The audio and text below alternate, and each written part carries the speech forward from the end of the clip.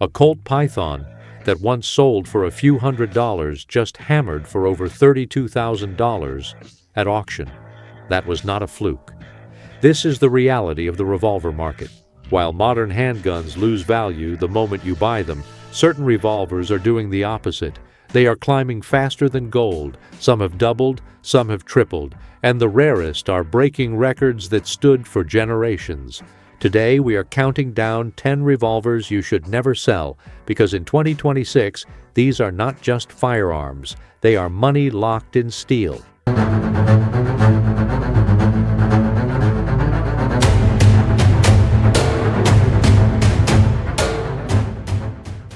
Number 10. Ruger Blackhawk Flattop, 1955 to 1962. Bill Ruger introduced the Blackhawk in 1955 as a modernized Colt SAA, stronger frame, coil springs instead of leaf springs, capable of handling Magnum pressures. The old SAA couldn't. Built for the new .357 Magnum cartridge sweeping the market. The earliest models, 1955 to 1962, earned the flat-top nickname from their flat-topped frame lacking protective ears around the rear sight. Distinctive silhouette, instant recognition among collectors. Only 30,000 flat-top Blackhawks were manufactured across all calibers before Ruger redesigned the frame in 1962. Limited production run. Average used flat tops sell for $350 to $750. Rare variants in .44 Magnum with desirable barrel lengths exceed $2,000. The .44 flat tops particularly sought after, Ruger's answer to the Smith & Wesson Model 29 before the Super Blackhawk arrived. Early brass-framed Blackhawks command significant premiums. Factory-authenticated examples fetch double or triple standard prices. First-year production guns with 4-digit serial numbers are especially coveted. Original boxes add substantial value. Factory letters from Ruger authenticate configuration and shipping dates. Demand for used Blackhawks rose 226 units over the past year. New models average $827. Collectors actively seeking vintage examples. 3-screw old-model Blackhawks, 1962 to 1972, typically sell for $300 to $600, with rare specimens exceeding $1,000. The 3-screw design, visible on right side of frame, marks pre-transfer bar models. Ruger made hundreds of thousands of new model Blackhawks after 1973. Those early flat tops, finite. As collectors recognize not every great revolver wears a Colt medallion, flat top prices continue their steady climb. Number 9. Smith & Wesson Model 27, pre-1957. Before the Model 27 designation, this was simply .357 Magnum, Smith & Wesson's top end frame following the Registered Magnum. Produced 1946 to 1957, these transitional, non-registered Magnums weren't custom-ordered with registration numbers, but retained exceptional hand-fitting, polished blue finish, and target-grade accuracy. Post-war .357 Magnums featured the new short-throw hammer S&W introduced in 1950, improving lock time and trigger feel. Various barrel lengths available, with longer barrels particularly desirable.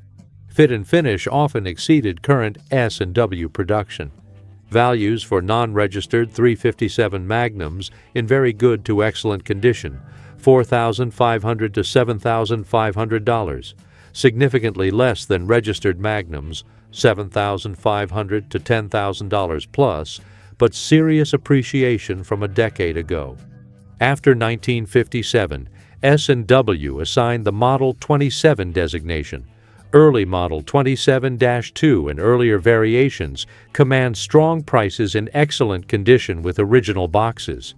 These pre-1957 transitional guns, marked simply .357 Magnum on the barrel, bridge the gap between ultra-rare registered Magnums and more common numbered models.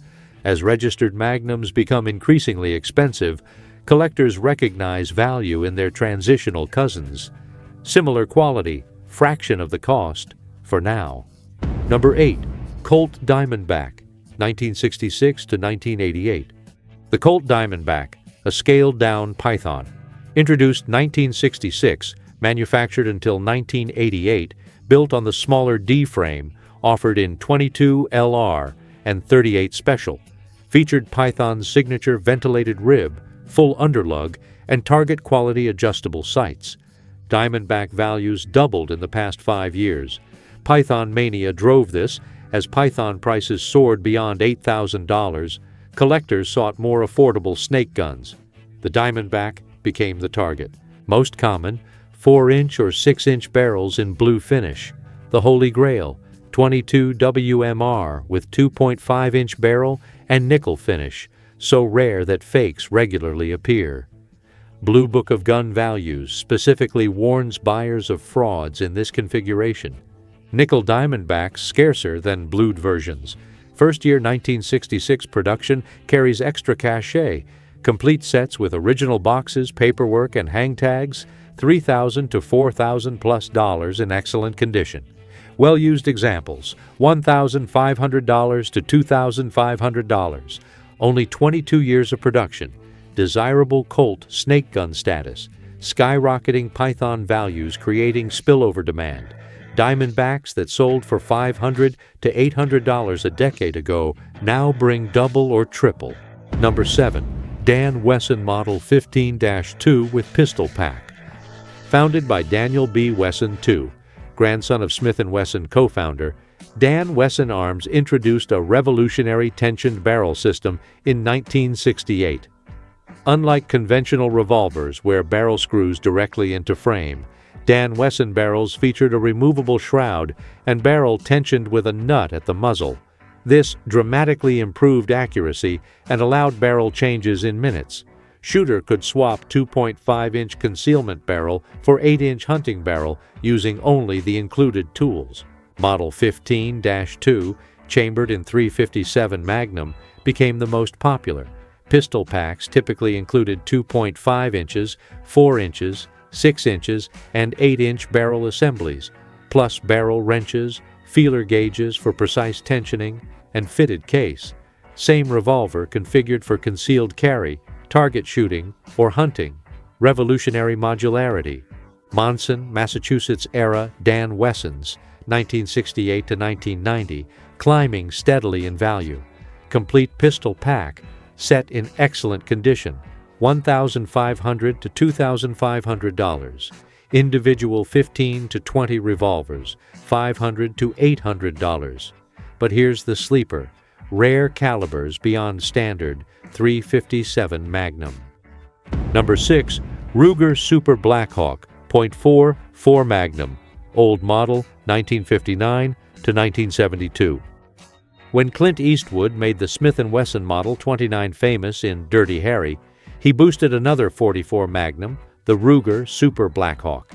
Introduced 1959 for .44 Magnum, featuring larger Dragoon grip frame with square back trigger guard and unfluted cylinder. Old model Super Blackhawks, 1959 to 1972, most collectible. Pre-transfer bar revolvers with original 3-screw design. Early examples included rare 6.5-inch barrel length. Most came with 7.5-inch barrels, making 6.5-inch particularly desirable. Values for old model Super Blackhawks in very good condition, $670 to $895. Early production examples and rare barrel lengths command premiums. First year 1959 guns with 4-digit serial numbers exceed $1,000 in excellent condition. New model Super Blackhawk introduced 1973 with transfer bar safety, still in production. Reliable and accurate, but lacks collectability of old models. Ruger only made old models for 13 years. New models in production over 50 years. Old model Super Blackhawk represents a specific era when Ruger established itself as America's answer to traditional single actions. As baby boomers who watched Westerns become affluent collectors, demand for old model Rugers continues climbing. .44 Magnum firepower, robust construction, historical significance, fraction of Model 29 cost. Number 5. Smith & Wesson Model 29. Pre-Dash 1956 to 1958. Clint Eastwood in 1971's Dirty Harry made the Smith & Wesson Model 29 the most famous revolver in cinema, but earliest examples, pre-dash variants produced 1956 to 1958, collectors prize most. Smith & Wesson introduced .44 Magnum in 1954 after handgun writers, led by Elmer Keith, lobbied for a revolver handling heavy .44 special loads. In 1955, S&W released first .44 hand ejector revolvers. Model numbering system adopted 1957. These became Model 29. Early four-screw Model 29s, 1956 to 1958, in completely different collector category. Approximately 6,500 manufactured. Examples in excellent condition command 100% premiums over later models, potentially $2,000 to $4,000, plus depending on condition, barrel length, provenance. Later variants include numerous dash numbers. Model 29-2, 1961 to 1982, also collectible. Rare 5-inch barrel versions bring 3x to 5x standard values. Nickel finishes carry premiums, especially early guns.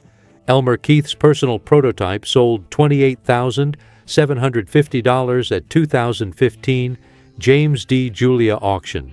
Even standard early Model 29s appreciating steadily as Dirty Harry becomes American cultural history.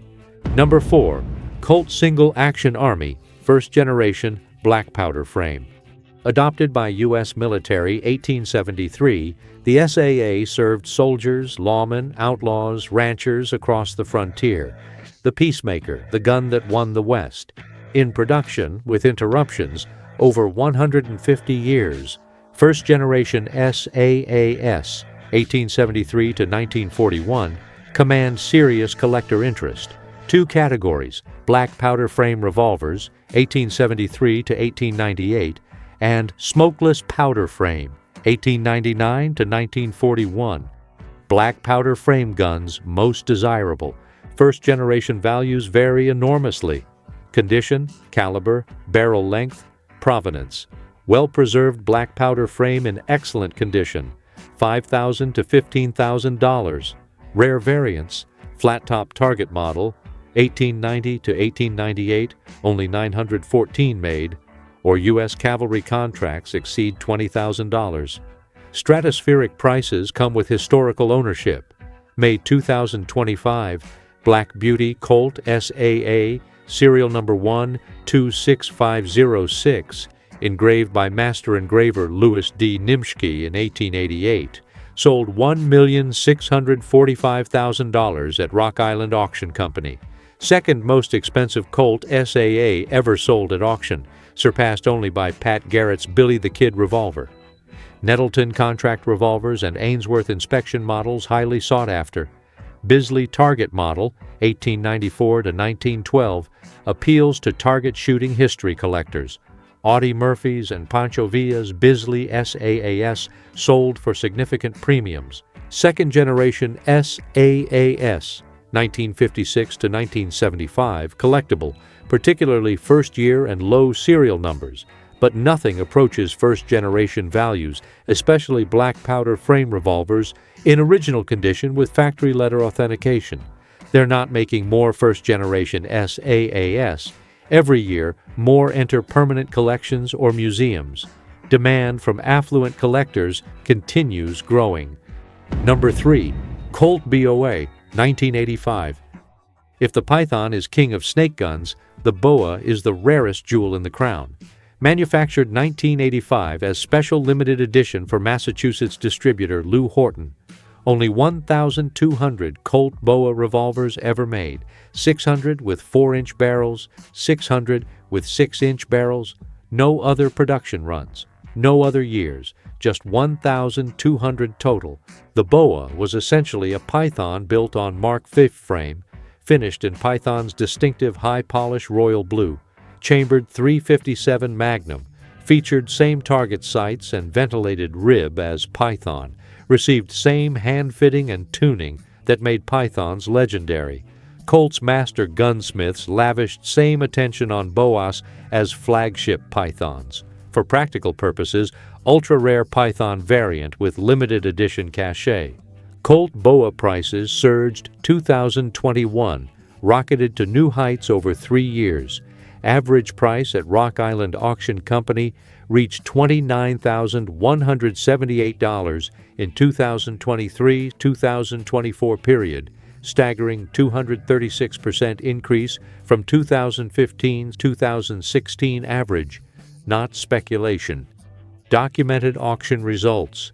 Boa revolvers appreciated 236% in 8 years, from roughly $8,700 average to nearly $30,000. December 2024. Consecutive pair of Colt Boa revolvers with matching serial numbers sold $52,875 at Rock Island Auction Company. Number 2. Colt Python. Early production, 1955 to 1969. Since debut in 1955, the Python has been called the finest production revolver ever made.